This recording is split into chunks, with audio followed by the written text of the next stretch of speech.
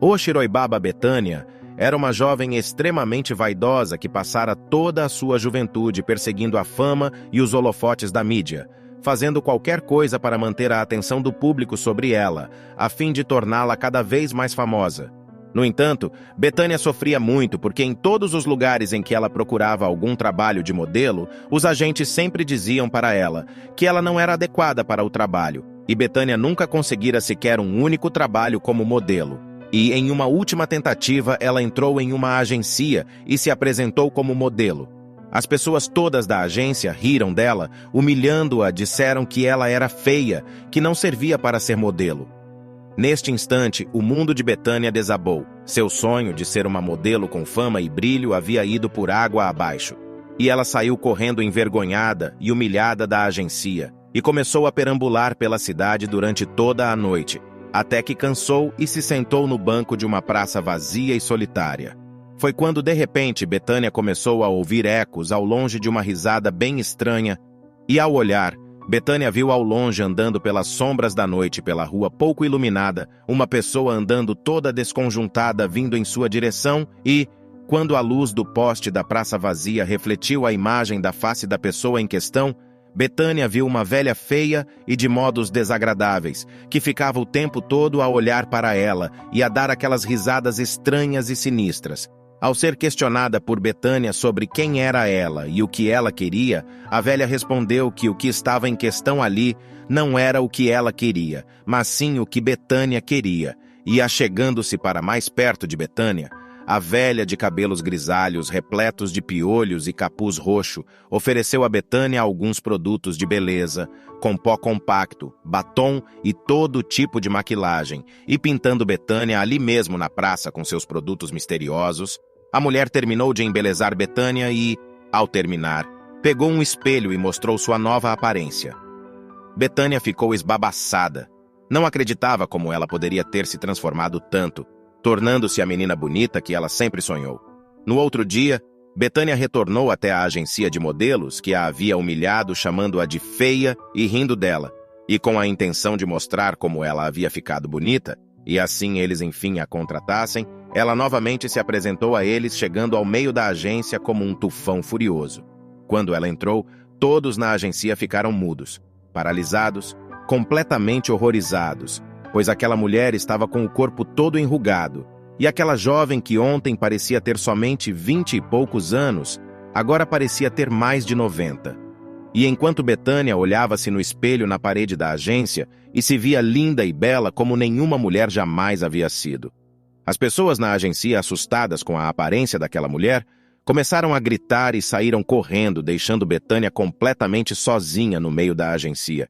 E ela, sem entender o que havia acontecido, olhou-se novamente no espelho e enfim viu sua aparência real, aterrorizante, e seu rosto completamente deformado, exatamente como o daquela mulher que havia lhe oferecido os produtos de beleza no dia anterior. Betânia, então, horrorizada com a sua própria aparência refletida pelo espelho, foi até ele, deu-lhe um soco bem no meio e o quebrou em diversos pedaços, e com um desses pedaços de espelho caído ao chão, Betânia cortou a própria cabeça, arrancando o seu rosto horrível e aterrorizante do resto de seu corpo.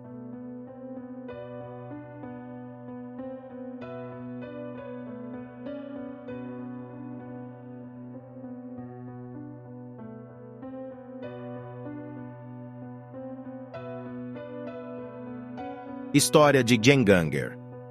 Ao chegar bêbado de madrugada em sua casa, Hilário foi até o quarto onde a sua mulher estava a dormir de bruços na cama, e jogando seu corpo contra o dela, fê-la acordar assustada enquanto ele tapava a boca dela com uma mão, com a outra desabotoou as suas calças e mesmo com a rejeição do sexo pela mulher, Hilário a estuprou, comendo seu QU como se fosse uma puta de esquina, e descontrolado, quando estava a gozar dentro de seu ânus, a estrangulou até a morte. Em seguida, quando se deu conta do que havia feito, Hilário saltou da cama de cima de sua mulher morta, estrangulada por ele, e ficou em choque ao olhar o corpo de sua mulher na cama. Depois de alguns segundos, Hilário, ainda muito embriagado, se deu conta do que havia feito, e então orquestrou uma forma de ocultar o cadáver de sua mulher. E durante a noite, às escondidas, levou o corpo de sua mulher para o porão de sua casa e o colocou dentro de um freezer velho, mas que ainda funcionava. Como Hilário estava com dificuldades para colocar todo o corpo de sua mulher dentro do freezer, ele então subiu por cima das costas da mulher e ficou a pular sobre ela até que seu corpo coubesse dentro do freezer. No outro dia, Hilário pegou o telefone e ligou para os poucos parentes mortos da sua mulher e disse que ela havia ido embora com outro homem e fora viver em outra cidade. O tempo passou e numa noite em que a melancolia se espalha como eletricidade pelo ar com sacolas a rodopiar e redemoinhos de vento, Hilário dormiu e enquanto dormia, começou a sentir seu corpo ser beliscado por alguém. E quando ele acordou, viu em seu corpo as marcas dos beliscões, mas não viu ninguém dentro do quarto, e se assustou com aquilo. O que poderia ter causado aqueles beliscões? Aquilo não poderia ser um sonho, pois as marcas dos beliscões estavam em seu corpo por todos os lados. Apavorado, Hilário pensou que a sua mulher havia ressuscitado dos mortos e os estava punindo por ele ter matado. E correndo foi até o porão e abriu o freezer para conferir se o corpo de sua mulher realmente estava lá.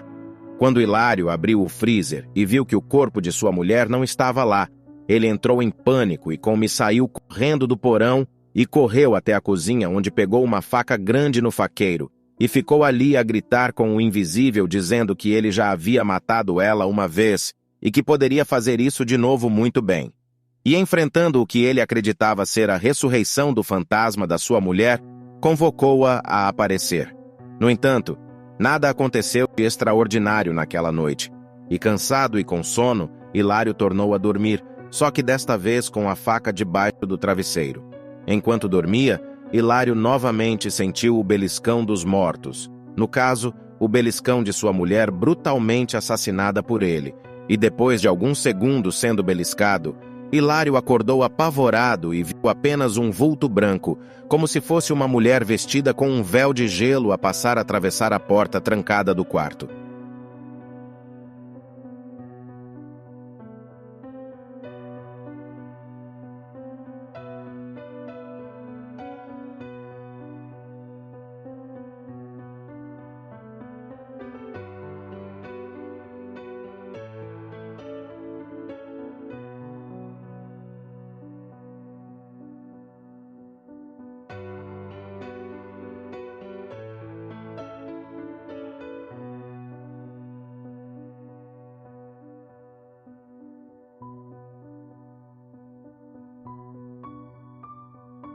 Próxima história. O Caronte, meu nome é Otaviano da Fonseca. Eu moro em São Paulo, no centro da cidade, no apartamento 313 do prédio amarelo em frente ao Minhocão. Se você estiver lendo esta carta é porque eu já estou morto. Envio-lhe a minha história para que ela seja conhecida e envio dentro desta garrafa meus manuscritos na esperança de que eles caiam nas mãos certas, que saibam o que fazer com ele e que conte minha história ao mundo. Acordar é a hora mais dolorosa do meu dia e dormir o momento mais sublime. Se eu pudesse, dormiria para sempre. A rotina e o tédio do dia a dia corroem minha pobre alma que só pensa em dormir e dormir o tempo todo, e para isso eu me entupo de tranquilizantes e remédios. Por que as pessoas não querem morrer mesmo sabendo que a morte é inevitável? De que adianta não querer morrer? Para mim, o sono é um ensaio para a morte. E eu me levanto de minha cama somente para ir até o banheiro quando acordo com vontade de urinar ou defecar. E isso porque o banheiro está a 2 metros da minha cama. Às vezes eu não como, mas não por falta de fome, mas sim por falta de ânimo, de força para levantar da cama e simplesmente ter de fazer qualquer coisa para comer. Vivo enclausurado em meu quarto e evito o máximo de contato humano, não por misantropia, mas sim por não ter qualquer jeito para lidar com os seres humanos, e também por achar boa parte das pessoas chatas e entediantes. Pensamentos obscuros e melancólicos tomam conta de meu ser o tempo todo, e cada vez que eu abro os olhos e vejo que estou acordado, sinto-me como se estivesse morto. Para mim, o sono que é irmão gêmeo da morte era a vida que eu suportava levar, e as drogas que eu conseguia legalmente e às vezes ilegalmente eram para mim o único conforto para minha vida. O que me incomodava era o fato de eu existir. Por que eu era se no fundo de minha alma eu só desejava não ser? Quem me dera ter a felicidade de ser uma pedra, de ser um objeto e não pensar, de não ter qualquer resquício de consciência de minha própria existência patética e fracassada. Eu escrevo este manuscrito de um lugar sombrio e obscuro, onde só se ouve sussurros aleatórios e cheios de melancolia. O papel que usei, como pode ver, é a minha própria pele, e a tinta que está sobre ela é o meu próprio sangue. O instrumento que utilizo para escrever é um pedaço pequeno de pedra que eu afiei raspando em outra pedra maior, que eu molho em meu sangue e escrevo. Os cortes que faço em meu corpo para retirar o sangue também são feitos com pedaços de madeira afiada. A minha história é a seguinte. Eu estava dormindo entorpecido de tranquilizantes e de repente em sonho eu fui levado por um homem que vestia roupas rústicas e se apresentara a mim como Caronte, o homem que me guiaria pelo rio se eu lhe desse 2 moedas de prata, através de um barco negro e macabro feito de ossos com crânios em suas 2 pontas, como se mostrasse que o barco possui olhos na frente e atrás, em um rio que corria dentro de uma caverna. Eu então pus as mãos em meus olhos e deles retirei 2 moedas de prata e dei a Caronte, a fim de que ele me guiasse pelo rio até o meu destino, seja lá qual fosse. Apavorado, eu questionei o homem com vestes rústicas que guiava o barco para onde ele estava me levando, e tudo o que ele respondeu é que o meu destino já estava iminente, próximo, e permaneceu em silêncio enquanto eu observava a caverna obscura com as minhas pupilas dilatadas de medo. Quando eu cheguei ao destino final, Caronte deixou-me em um lugar da caverna e disse para eu descer do barco e esperar ali. De onde eu estava, dava para ver um rio indo para cima e outro rio indo para baixo. E então perguntei a Caronte o que eram aqueles rios, e ele me respondeu com sua voz rouca e mansa que aqueles eram os rios que separavam os mundos dos vivos do mundo dos mortos. Meio sem reação e com medo daquele homem sinistro e sem sequer entender o que estava acontecendo, eu lentamente desci do barco e fiquei parado na caverna enquanto Caronte sumia na escuridão pelo rio com seu barco macabro, e escolheu um dos 2 rios que dividiam o mundo dos vivos e o mundo dos mortos. Eu fiquei ali naquela caverna durante tanto tempo quanto não sei dizer, observando aquele rio passar à minha frente e se dividir em 2 rios diferentes, e de repente, a caverna encheu-se de sombras que perambulavam aleatoriamente por todo lado, e com medo, eu me escondi embaixo de uma pedra e esperei todas aquelas sombras desaparecerem, e ali encontrei sequer uma garrafa, mas não dei muita atenção para ela, pois o meu medo das sombras na caverna era tão grande que minha atenção estava toda voltada em me proteger delas. Com o passar do tempo, comecei a ouvir gritos e lamúrias vindas de toda parte da caverna, sons de correntes se arrastando e um zunido infernal de abelhas que quase me deixara louco. Quando o zumbido das centenas de milhares de abelhas que eu não sabia de onde vinham parou e o silêncio se fez na caverna, eu enfim me dei conta de que havia morrido. Primeiro, eu não quis acreditar. Neguei minha morte até não poder sustentar mais nenhuma teoria maluca que eu inventava para tentar dar uma explicação plausível para o que havia acontecido comigo e que lugar era aquele.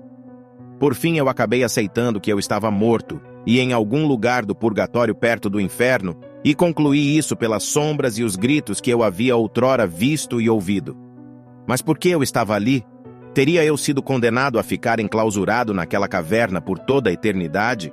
O desespero tomou conta de mim, e eu pensei em me jogar no rio e seguir a correnteza para ver aonde ele iria desembocar. E num átimo de segundo, eu me atirei naquele rio escuro e profundo, mas de repente apaguei e acordei novamente sobre o solo da caverna em frente ao rio que eu havia acabado de me jogar. Por fim, acabei tendo a ideia de, já estando morto mesmo, cortar pedaços de minha pele com a pedra que eu havia afiado enquanto estava lá, sem fazer nada, e escrever tudo o que havia acontecido comigo desde o dia em que dormi e acordei neste lugar. Cada vez que eu cortava um pedaço da minha pele, meu corpo cortado se cicatrizava imediatamente, e eu então passei a repetidas vezes cortar meu abdômen, mesmo sentindo uma dor nauseante cada vez pior sempre que o cortava e, com o sangue, escrevi este manuscrito. Mas depois de escrever o manuscrito, eu me dei conta de que eu não sabia qual dos 2 rios era o rio da vida e o rio da morte. Foi então que pensei no Caronte, que ele era o encarregado de levar as almas dos mortos para aquele lugar. Então ele com certeza escolhera o lado do rio do mundo dos vivos, onde continuaria a realizar o seu trabalho de levar a alma dos mortos para aquele lugar entre o purgatório e o inferno. Logo eu concluí que o rio da vida era o rio pelo qual Caronte havia seguido. Agora eu jogo neste rio, este manuscrito nesta garrafa que encontrei em meio à escuridão desta caverna, na esperança de que um dia alguém, seja lá onde for, entre os vivos ou os mortos, saiba o que aconteceu comigo e que logo após a morte, a alma é levada de barco pelo sinistro Caronte.